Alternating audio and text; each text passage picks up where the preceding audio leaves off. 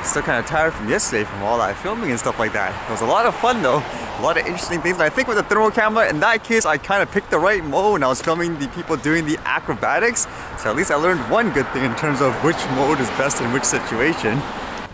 And the funny thing, the gentleman that was sitting next to me, he was so kind of shocked, like, what, you control like 3 things at once? He took a picture and he actually sent it to me. You can't even see the other preview screen I was carrying in my right hand at the same time. Well, that's what you gotta do to get the shot sometimes, but it'll be a lot easier, I guess, with the right equipment eventually. And there was so much news that happened recently, I just gotta kind of catch up to all of it. It seemed like there was a conclusion to that drone crashing into the helicopter, some health scare stuff, and maybe a potential new, oh no, drones flying near airplanes again, it seems like anyways. The first thing is something I've always heard, but I've never actually been able to confirm myself because I don't have the expertise. It says apparently in the US and California, the health department is warning people to keep cell phones away from their body. I've always heard about stuff like that, but it makes me wonder why now. So apparently they released this little report thing that says how to reduce exposure to radio frequency energy from cell phones. And it basically says, although science is still evolving, some laboratory experiments and human health studies have suggested the possibility that long-term high use of cell phones may be linked to certain types of cancer and other health effects. Now, to my understanding too, it wrote down that not every scientist agrees with it, and it's supposed to be something about, again, with the radio frequency that's causing this. Not something that I would know personally, but that's usually what has been said throughout the years. And they're telling you to keep it away from your body. Just a few feet away can make a big difference. And it says things, for example, use, a headset, I suppose, or use the speakerphone when you're talking on this and to turn off the phone or something like that when you're sleeping. Like, don't keep it near you. Seems kind of harsh in some way. Carry your cell phone in a backpack, briefcase, or purse, not in a pocket, bra, or belt holster. Do people actually put a cell phone in their bra when they walk? I've never seen or heard anyone doing that before. But it makes me think with radio frequency and all that, does that mean flying a drone is hazardous because of the radio control or whatever? Would that be the same thing? Man, what do you believe nowadays? Like, everything can hurt you. Stay away X amount of meters from a drone, stay away now X amount of meters from the cell phones and stuff. Man, what's next? Nothing's safe. Okay, I think I'm gonna fly the drone quickly here, but just an example in terms of trying to film the drone, like the setup and stuff. Imagine doing it here right now without necessarily the right gear. I don't really have like a preview screen normally, so I don't really get to see what I'm doing at the same time. Putting this down, where would I put this camera, for example, when I'm setting it up? And last time with that other video you guys saw, I was actually flying the drone with one hand and the camera the other, which isn't exactly safe in everyday situation.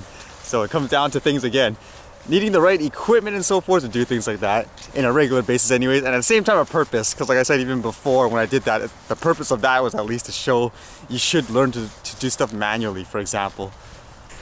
But in some ways I treat this as kind of like a real life simulation with you guys. You guys can actually see the stuff that I actually need or what I can potentially do. So if you know stuff, for example, that I could use, then feel free to let me know. Like, I know there's back mounts, which would actually be ideal, but I've never found anything that was reasonable and that would actually work with the setup and stuff that I have. But again, not the most ideal thing to do for safety usually.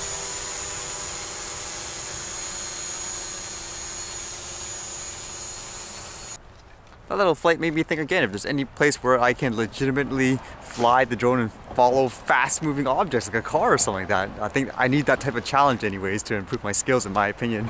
With the drone crashing into the Army helicopter news a while back, seems like it's confirmed now. Drone pilot error at fault for mid-air collision with Army helicopter. And as it says here, it's the first accident report involving mid-air collision of a small unmanned aircraft and a manned aircraft. And according to this, obviously the helicopter had permission to be approximately 300 feet, which is what surprised the flyer to my understanding. And it says the drone operator was not legally authorized to be there. For the report, it says the drone operator intentionally flew the drone 2.5 miles away, well beyond visual line of sight. He therefore was not aware of the proximity of the Army Black Hawk. Although the drone operator indicated to investigators that he knew helicopters were frequently in the area, he still elected to fly his drone beyond visual line of sight, demonstrating his lack of understanding of the potential hazard of collision with other aircraft. In an interview, the drone pilot indicated he was not concerned with flying beyond visual line of sight, and he expressed only a general cursory awareness of regulations and good operating practices.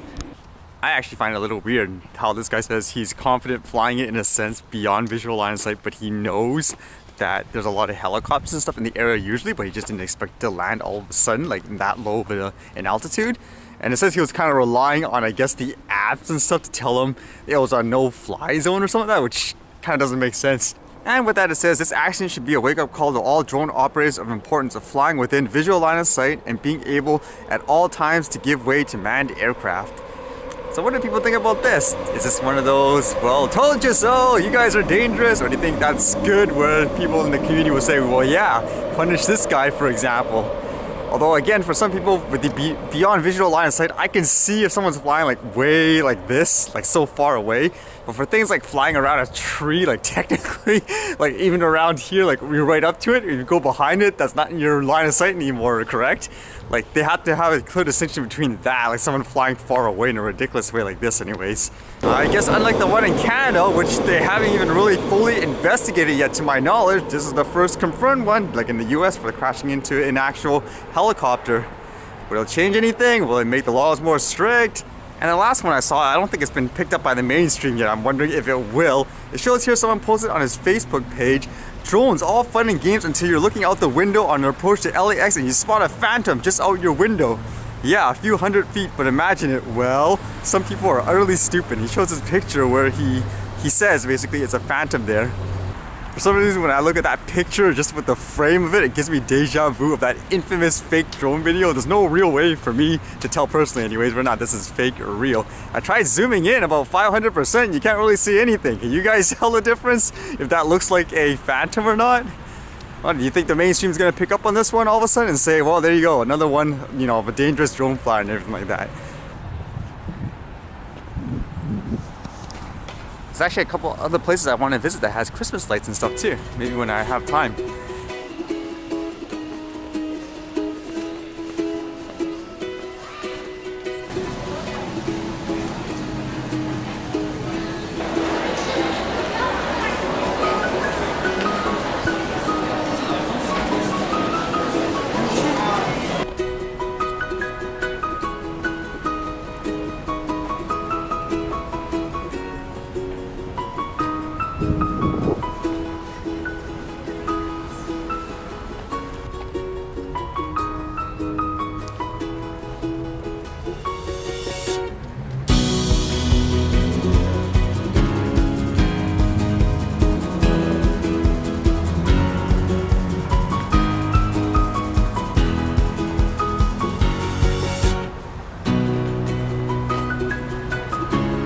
That's kind of fascinating how for some cold stuff it's still registered as kind of the orangey red color. I guess it just determines what's the hottest point, it does that color. At the same time with the reflection, it looked like as if I was actually there with the heat, so that was kind of interesting. And with the floor, well, I learn something new every day trying to toy around this thing before I actually bring it to like things like hikes and all that.